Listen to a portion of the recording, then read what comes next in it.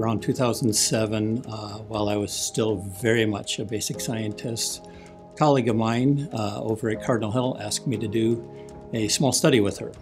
And the study was, okay, we've done inpatient rehabilitation on people with spinal cord injury and we send them home.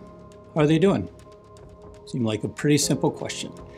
Listening to the stories of many of these individuals, and many of them who are now my friends, listening to how they have to drive 2+ hours from rural communities to get to a big city for basic care. We're talking about flu shots. We're talking about dentists having to travel. So from there, we created our community-based participatory network that we call the KARRN group, bringing all the different stakeholders together to figure out what are we going to do and how are we going to change access to healthcare, access to the community. So I now do nothing but community-based research focused on individuals with disabilities due to spinal cord injury, brain injury, stroke, and especially those living in under-resourced rural communities.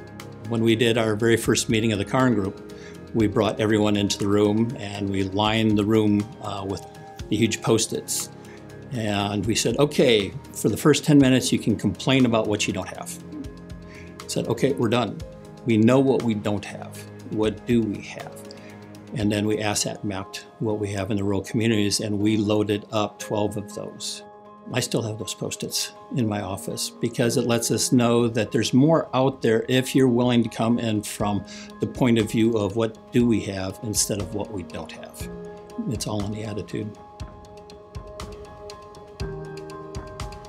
About 7 years ago, my wife and I brought 2 kids into our home as foster parents, and both of them needed a considerable amount of specialized care.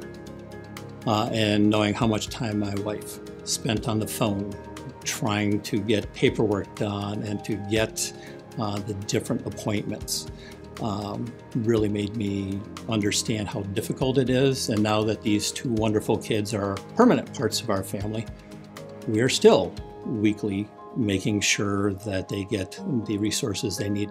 While I am considerably blessed that we have the resources to do that, many of our friends in the foster and adoption world cannot.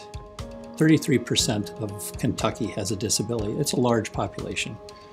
But also the groups that are coming out of the foster care system, the trauma these children endured, no one should have to endure. And especially those that have aged out of the system. That is an area I hope CHET starts to take a look at. And in many cases, when you add race and gender onto it and then you put a disability on top of it, it takes a complex situation and makes it even more complex.